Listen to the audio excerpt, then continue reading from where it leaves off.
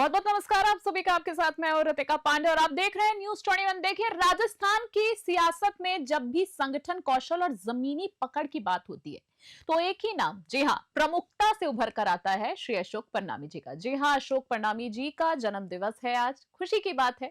जयपुर की आदर्श नगर विधानसभा सीट से विधायक और राजस्थान भाजपा के पूर्व प्रदेश अध्यक्ष रह चुके हैं परनामी जी। जी हां, उनका राजनीतिक सफर बेहद ही प्रभावशाली रहा है। संगठन को मजबूती देने से लेकर विकास कार्य तक उनकी एक अलग ही पहचान, एक अलग ही छवि है। आज उनके जन्म दिवस के इस खास मौके पर हमारी वरिष्ठ संवाददाता सुमन मान ने उनसे खास बातचीत की है। इस विशेष चर्चा में परनामी जी ने अपने राजनीतिक अनुभवों और भविष्य की योजनाओं को साझा किया है। आइए आपको भी सुनाते हैं उनकी क्या खास बातचीत हुई है। देखिए, चुनौतियां तो शायद पुरुषों को भी मैं मानती हूँ कि कम नहीं होती, लेकिन चुनौती तो जीवन के जन्म के साथ ही शुरू हो जाती हैं। कोई भी मानव हो या कोई महिला हो, तो ये चुनौतियां कुछ ऐसा वजूद नहीं रखती हैं। जब आपको मेहनत करने का संकल्प आपके साथ है तो आप निश्चित रूप से हर चुनौती को लांघ कर आगे पहुंचने का साहस रख सकते हैं।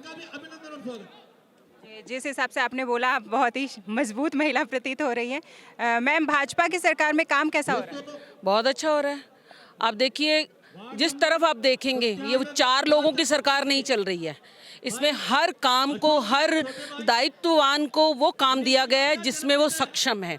परिवहन को देख लीजिए आप, मतलब सोशल मीडिया को देख लीजिए, रेल को देख लीजिए, किस चीज़ को आप देखें आपको लगेगा कि उस क्षेत्र में, उस समिति में, मतलब यूँ कहें कि अपन उस वर्ग में जो काम करने वाले लोग हैं, अत्यंत समृद्ध, संपन्न और दिमाग से बुद्धिमान लोग हैं जिन्होंने इन संकल्पों को पूरा करने का अपना पूरा प्रयास दिया हुआ है, जिससे देश हमारा आगे की तरफ खूब बढ़ रहा है। और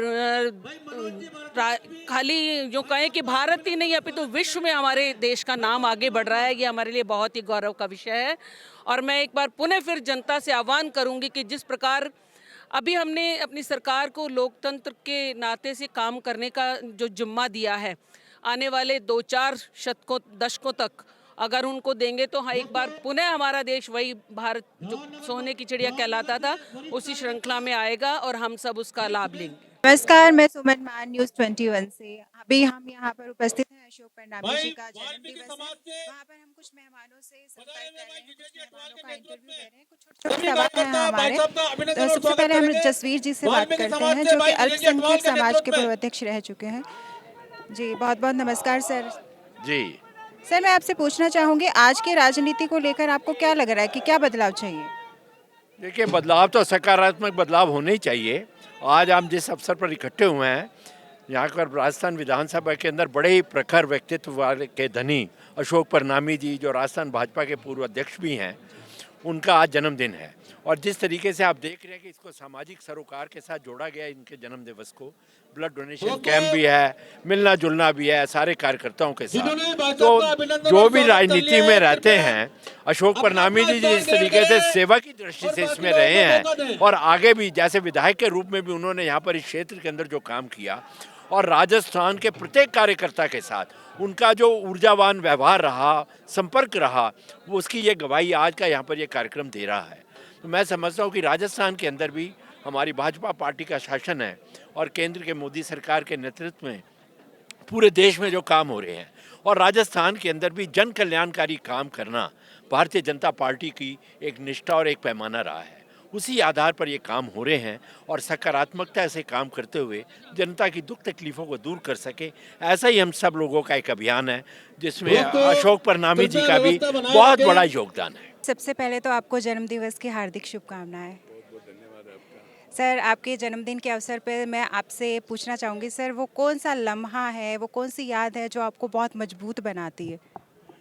देखिए, ईश्वर की कृपा और हमारे महामती स्वामी श्री प्राणनाथ जी, जो हमारे गुरु हैं, जो हमारे इष्ट हैं, उनका आशीर्वाद ही हमें ताकत देता है और उसी की ताकत के सहारे हम चल रहे हैं। सर, आने वाले टाइम में या अब के टाइम में आप देखें तो सर, राजनीति में कौन सी चुनौतियां आ रही हैं, क्या बदलाव करने की ज़रूरत आप महसूस कर रहे हैं? अब तो वैसे भी देश बदल रहा है। हमारे देश के प्रधानमंत्री आदरणीय नरेंद्र भाई मोदी जी के नेतृत्व में भारतवर्ष एक विकसित भारतवर्ष बनने की दिशा में आगे बढ़ रहा है। और आपने देखा होगा आज भारतवर्ष तीसरी सबसे बड़ी अर्थव्यवस्था बन के उभरी है। और वो दिन दूर नहीं जिस दिन भारतवर्ष विश्व का नंबर 1 भारतवर्ष बनेगा। और हमारे देश के प्रधानमंत्री आदरणीय नरेंद्र भाई मोदी जी के नेतृत्व में भारतवर्ष मजबूत हो रहा है। यहाँ के गरीब गरीबी रेखा से ऊपर उठ रहे हैं, हमारी सीमाएं सुरक्षित हो रही हैं, धारा 370 को हटाने का काम किया, इंफ्रास्ट्रक्चर का काम हो रहा है, एक विकसित भारत बनने की दिशा में आगे बढ़ रहा है। सर इस संबंध में मैं आपसे पूछना चाहूँगी सर, मीडिया जो है मीडिया 181 नंबर पर पहुँच गया है मोदी जी के नेतृत्व में, इसके बारे में क्या कहना चाहेंगे आप? देखिए, मीडिया मोदी जी तो चलाते नहीं, मीडिया खुद मीडिया चलाता है। अब ये तो मीडिया को तय करना पड़ेगा वो 181 नंबर पे क्यों पहुंचा है। सर इसमें सरकार की कोई भूमिका नहीं है? नहीं, देखिए, सरकार तो हमेशा मीडिया को आगे बढ़ाता है। और जिस प्रकार से हमारे देश के प्रधानमंत्री आदरणीय नरेंद्र भाई मोदी जी संविधान में विश्वास करते हैं, संविधान को सर्वोपरि मान करके देश को चला रहे हैं, मैं समझता हूँ जितना मीडिया उनके कार्यकाल में सुरक्षित है आज तक सुरक्षित नहीं था। इमरजेंसी भी आपने देखी है, इंदिरा गांधी जी ने इमरजेंसी लगाई थी देश में और किस प्रकार से पत्रकारिता पर कुठाराघात किया था। तो अब तो पत्रकारिता बिल्कुल स्वतंत्र है उनके राज्य में। सर महिला होने के नाते सर मैं महिला सुरक्षा के संबंध में आपसे एक सवाल पूछना चाहूँगी। अभी हाल ही में जो रायगढ़ में हुआ, महिला पुलिसकर्मी को बदतमीजी की गई, उसके साथ उसके कपड़े फाड़ दिए गए, वो वीडियो वायरल हो रहा है सर, उसके बारे में क्या कहना चाहेंगे? देखिए, जितना महिला सशक्तिकरण का काम हमारे देश के प्रधानमंत्री आदरणीय नरेंद्र भाई मोदी जी के नेतृत्व में हुआ, आज तक नहीं हुआ। महिलाओं को आरक्षण 33% देने का काम किया पार्लियामेंट में, विधानसभा में, तो मोदी जी ने किया। महिलाओं के लिए इतनी योजनाएं उन्होंने देने का काम किया, गैस कनेक्शन देने का काम किया, वो भी केवल मात्र महिलाओं को सशक्तिकरण करने का काम किया।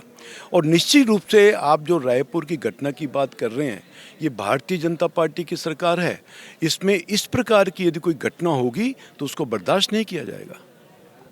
सर एक लास्ट क्वेश्चन आपसे पूछना चाहूँगी।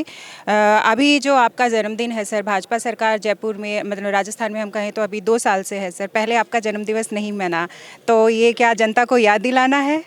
देखिए, मैं पिछले वर्ष मेरे जन्मदिन पे दिल्ली विधानसभा का चुनाव था, तो मैं वहाँ चुनाव में लगा हुआ था, इसलिए पिछली बार नहीं मना सका। बाकी हर वर्ष मैं जन्मदिन मनाता हूँ और जन्मदिन के दिन ब्लड डोनेशन और मेडिकल चेकअप कैंप के माध्यम से मेरा जन्मदिन मनाता हूँ। सर बहुत बहुत धन्यवाद। हम आपको हमारी न्यूज़ 21 के परिवार से एक बार फिर से जन्मदिवस की हार्दिक शुभकामनाएं। धन्यवाद।